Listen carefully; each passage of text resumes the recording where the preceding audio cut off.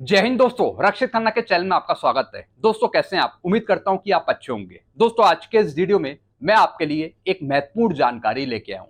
एक टेबल मैं आपके लिए लेके आया हूं 8 CPC की। और दोस्तों इस टेबल में मैंने दो ग्रुप इंक्लूड करे हैं, एक्स ग्रुप और वाई ग्रुप। यानी दोनों ग्रुप की कितनी पेंशन होगी 8 CPC में। जैसा आपको बताया, एक्स ग्रुप के पेंशनर्स की पेंशन में विसंगतियां हैं 7 CPC में। अभी भी वो विसंगतियां हैं। 7 CPC खत्म हो जाएगा 31/12/2025 को। लेकिन जो एक्स ग्रुप के पेंशनर्स हैं, वो जो पेंशन ले रहे हैं, उनकी पेंशन में विसंगति है। जैसे कि प्री 2016 और पोस्ट 2016 पेंशन में तो विसंगतियां हैं, लेकिन उसके बावजूद भी 8 CPC में आपकी पेंशन बढ़ जाएगी। जी हाँ दोस्तों, एक्स ग्रुप की पेंशन बढ़ेगी 8 CPC में। साथ ही साथ जो वाई ग्रुप के पेंशनर्स हैं, उनकी भी पेंशन बढ़ेगी 8 CPC में, सिपाही से लेके ऑनरी कैप्टन तक। साथ ही साथ दोस्तों मैं बात करूंगा फिटनेस फैक्टर के बारे में। 7 CPC का 2.57 फिटनेस फैक्टर कैसे कैलकुलेट करा गया था, वो भी सरकारी आंकड़ों के अनुसार, DADR के आंकड़ों के अनुसार, ये भी मैं आपको समझाऊंगा। और दोस्तों 7 CPC की रिपोर्ट के अनुसार जो फिटनेस फैक्टर निकाला गया, उसके आधार पे 8 CPC का कितना फिटनेस फैक्टर आपको मिलेगा, ये भी मैं आपको समझाऊंगा। जो अभी DADR चल रहा है, उसके हिसाब से आपका फिटनेस फैक्टर कितना होगा 8 CPC का, वो भी 1/1/2026 से। सारी जानकारी मैं आपको दूंगा जस्टिफिकेशन के आधार पे, सरकारी लेटरों के आधार पे। जैसे कि आप पीछे थंबनेल में देख रहे हैं, बल्ले बल्ले 8 CPC की फाइनल पेंशन टेबल मिल गई, दोनों ग्रुप की, एक्स और वाई ग्रुप की। जी हाँ दोस्तों, एक्स ग्रुप के पेंशनर्स हमेशा कमेंट करते थे कि सर आप हमारी पेंशन नहीं बताते 8 CPC में। तो दोस्तों इस बार मैंने एक्स ग्रुप की भी पेंशन इंक्लूड करी है। मैं आपको बताऊंगा एक्स ग्रुप की कितनी पेंशन बढ़ेगी 8 CPC में, साथ ही साथ वाई ग्रुप का भी बताऊंगा। तो दोस्तों अगर आप एक्स ग्रुप के हैं या फिर वाई ग्रुप के हैं, तो ये वीडियो आपके लिए बहुत इंपॉर्टेंट है। अगर आप अपनी पेंशन जानना चाहते हैं, सटीक पेंशन जानना चाहते हैं 8 CPC में, तो इस वीडियो को आप शुरू से लेकर आखिरी तक देखेगा। फिर क्या लिखा है, 8 CPC एक्स और वाई ग्रुप पेंशन टेबल, यही टेबल मिल पाएगी। जी हाँ दोस्तों, ये टेबल बिल्कुल सही है, एक्यूरेट है। तो दोस्तों जो मैंने इसमें पेंशन बनाई है, तो इसी के आसपास आपकी पेंशन आगे हो सकती है 8 CPC में। तो कहीं ना कहीं यही टेबल की पेंशन आपको आगे देखने को मिल सकती है। एक्स ग्रुप की पेंशन बढ़ोतरी 8 CPC में, और दूसरी तरफ वाई ग्रुप की पेंशन बढ़ोतरी 8 CPC में। टेबल में दम है, यही मिलेगी टेबल, देखिए बढ़ोतरी। जी हाँ दोस्तों, 100% दोस्तों, 100% मैं कह रहा हूं कि ये टेबल बिल्कुल ठीक है, सटीक है। अब दोस्तों मैं आपको पूरी जानकारी देता हूं आगे। वीडियो में आगे बढ़ने से पहले एक छोटी सी अपील मैं आपसे कर रहा हूं। जी हाँ दोस्तों, और अपील है चैनल को सब्सक्राइब करने की। काफी ऐसे पेंशनर्स हैं जो सिर्फ वीडियो देख रहे हैं, लेकिन अभी तक उन्होंने चैनल को सब्सक्राइब नहीं किया। कितने ऐसे पेंशनर्स हैं? 34%। तो दोस्तों अगर आप मेरा वीडियो देख रहे हैं, तो चैनल को आप जरूर सब्सक्राइब करें, ताकि मेरी जानकारियां आपको तुरंत मिल पाए। तो दोस्तों चैनल को सब्सक्राइब करना मत भूलेगा। चैनल का नाम आपको पता ही है, क्या नाम है? रक्षित खन्ना। चलते हैं दोस्तों, अब जानकारियों में आगे बढ़ते हैं। जी हाँ दोस्तों, मैंने आपके लिए कुछ पॉइंट बनाए हैं, पॉइंट वाइज समझते हैं, फिर मैं आपको टेबल भी समझाऊंगा आगे। सबसे पहला पॉइंट है 8 CPC का सटीक फिटनेस फैक्टर देखिए सरकारी रिपोर्ट के अनुसार। पहले 7 CPC का फिटनेस फैक्टर समझिए कि कैसे आपको 2.57 मिला। जी हाँ दोस्तों, सबसे पहले मैं आपको 7 CPC का फिटनेस फैक्टर बताऊंगा कि 2.57 आपको किसके आधार पे मिला था, कैसे कैलकुलेट करा गया 2.57 फिटनेस फैक्टर 7 CPC का। फिर मैं आपको 8 CPC का फिटनेस फैक्टर बताऊंगा। जी हाँ दोस्तों, और वो भी दोस्तों रिपोर्ट्स के आधार पे, DADR के रेट को देखते हुए। अब दोस्तों पहले मैं बात करूंगा 7 CPC के फिटनेस फैक्टर के बारे में। 7 CPC दोस्तों DA था 1/1/2016 से, DA था 1/1/2016 को 125%। जी हाँ दोस्तों, अब दोस्तों मैं आपको DA का लेटर भी दिखा देता हूं। 1/1/16 को DA था 125%। ये है दोस्तों लेटर DA का, जो पहले भारत सरकार ने निकाला था। 1/1/16 को आपका DA बढ़ गया था, यानी पहले चल रहा था 119%, 119% से बढ़कर हो गया था 125%। तो दोस्तों जो फिटनेस फैक्टर निकाला गया 7 CPC का 2.57, उसमें 125% का बहुत अहम रोल था। अभी मैं आपको कैलकुलेशन दिखा रहा हूं। अब दोस्तों यहां पे देखिए, डीए था 116 को 125%। अब दोस्तों इसमें बेसिक भी इंक्लूड है, यानी इस डीए को मर्ज कर दिया फिटमेंट फैक्टर निकालने के लिए, यानी एक वैल्यू निकाली गई। कैसे, यहां पे देखिए, basic plus DA divided by 100। जी हाँ दोस्तों, ये फॉर्मूला है, ये फॉर्मूला है डीए मर्ज का। तो दोस्तों आप यहां पे देखिए, बेसिक है यहां पे 100, बेसिक को यहां पे 100 माना है, और दोस्तों डीए कितना है 125, तो 100 प्लस 125 डिवाइडेड बाई 100 फॉर्मूले में रख दिया डीए को मर्ज करके। तो दोस्तों एक वैल्यू निकल आई 2.25। जी हाँ दोस्तों, तो दोस्तों इसको इंक्लूड करके फिटमेंट फैक्टर दिया 2.57, वैल्यू कितनी आई 2.25। अब आगे कैलकुलेशन देखिए, गवर्नमेंट ने कितना बढ़ाया। जी हाँ दोस्तों, गवर्नमेंट ने बढ़ाया 14.3%। मैं आपको 7 सीपीसी की रिपोर्ट भी दिखा देता हूं। दोस्तों ये है सरकारी लेटर, 7 सीपीसी की रिपोर्ट। इसमें बता रखा है कि भारत सरकार ने 7 सीपीसी में कितने परसेंट बढ़ोतरी करी पे और पेंशन पे। आप यहां पे देख रहे हैं 7 सीपीसी में करी थी 14.3% की। तो दोस्तों फिटमेंट फैक्टर निकालने के लिए भारत सरकार का इंक्रीजमेंट भी देखा कि भारत सरकार ने कितने परसेंट इंक्रीज किए। तो दोस्तों फिटमेंट फैक्टर के लिए 14.3% भी इंक्लूड हुआ है। जी हाँ दोस्तों, आप ये देख रहे हैं पूरी रिपोर्ट है। अब दोस्तों चलते हैं कैलकुलेशन की तरफ। भारत सरकार ने बढ़ाया 14.3%। अब दोस्तों फॉर्मूला देखिए, पहले वैल्यू आई थी 2.25। जी हाँ दोस्तों, इसका कर दिया 14.3% जो भारत सरकार ने बढ़ाया था। तो दोस्तों यहां पे वैल्यू आ गई 0.32। जी हाँ दोस्तों, अब दोस्तों इसको हम ऐड कर देंगे 2.25 में, यानी फिटमेंट फैक्टर के कैलकुलेशन के लिए हमने दोनों वैल्यू निकाली, 2.25 प्लस 0.32, दोनों का टोटल करेंगे तो फिटमेंट फैक्टर बन जाएगा 2.57। जी हाँ दोस्तों, यही हमें मिला था 7 सीपीसी का। साथ ही साथ आप भारत सरकार की रिपोर्ट भी देख सकते हैं, ये भारत सरकार की रिपोर्ट है, इसमें सब बताया कि 2.25 कैसे निकाला गया।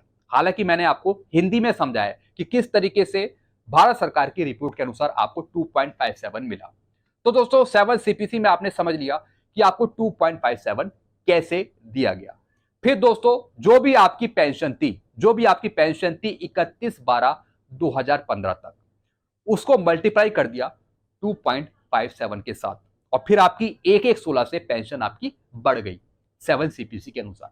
तो इस तरीके से आपको 7 सीपीसी का 2.57 फिटमेंट फैक्टर दिया गया। अब दोस्तों मैं बात करूंगा 8 सीपीसी के फिटमेंट फैक्टर के आधार पे, यानी दोस्तों डीएडीआर के रेट को देखते हुए जो अभी चल रहा है आपका डीएडीआर, उसके हिसाब से कितना आपको फिटमेंट फैक्टर मिलेगा 8 सीपीसी का, और भारत सरकार कितना परसेंट पे और पेंशन में बढ़ाएगी उसका परसेंटेज भी हम लेंगे। तो दोस्तों सरकारी रिपोर्ट्स के अनुसार हम कैलकुलेट करेंगे 8 सीपीसी का फिटमेंट फैक्टर। हालांकि ये रिपोर्ट 7 सीपीसी की है, लेकिन फिटमेंट फैक्टर निकालने के लिए यही सेम फॉर्मूला अप्लाई होगा। अब दोस्तों आगे देखिए, अब दोस्तों यहां पे देखिए हम निकालेंगे 8 सीपीसी का फिटमेंट फैक्टर।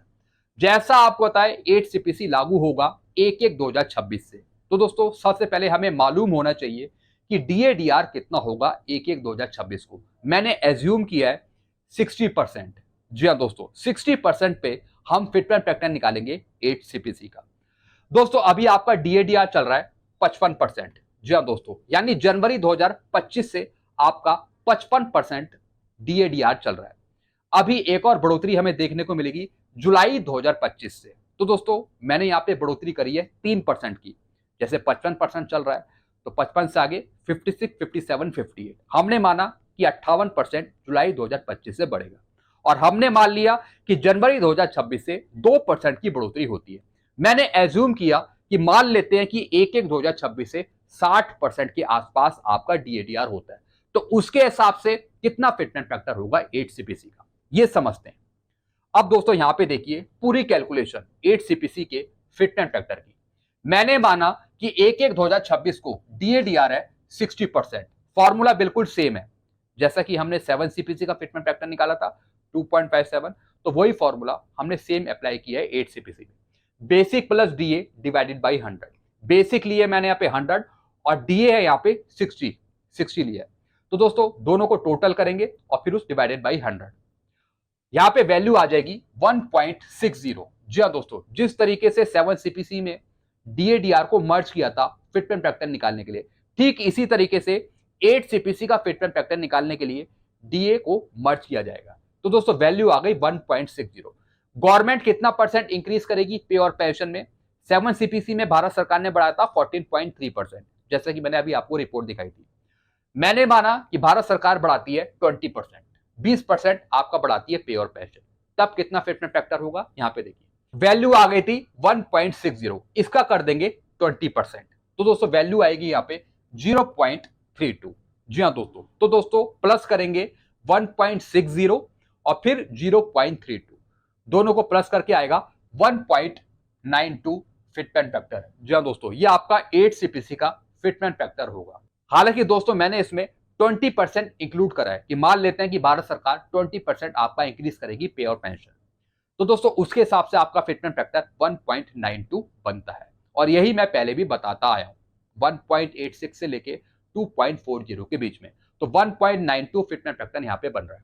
अब दोस्तों एक और चीज मैं आपको समझाऊंगा, 31/12/2025 तक जो भी आपकी पेंशन होगी, चाहे लास्ट पे डॉन का 50% आप पेंशन ले रहे हो, चाहे आप ओआरओपी की पेंशन ले रहे हो, जो भी आपकी पेंशन होगी 31/12/2025 तक, उसका मल्टीप्लाई हो जाएगा फिटमेंट फैक्टर के साथ 1.92 के साथ, और जो वैल्यू आएगी वो आपकी नई बेसिक पेंशन होगी 1/1/2026 से 8 सीपीसी की। अब दोस्तों यहां पे देखिए, मैंने एज्यूम किया है, मैंने माना है कि अगर गवर्नमेंट 30% की बढ़ोतरी करती है पे और पेंशन में, तब आपका कितना फिटमेंट फैक्टर बनेगा?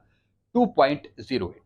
फिर मैंने माना कि अगर भारत सरकार 40% की बढ़ोतरी कर देती है, तब आपका कितना बनेगा फिटमेंट फैक्टर? 2.24।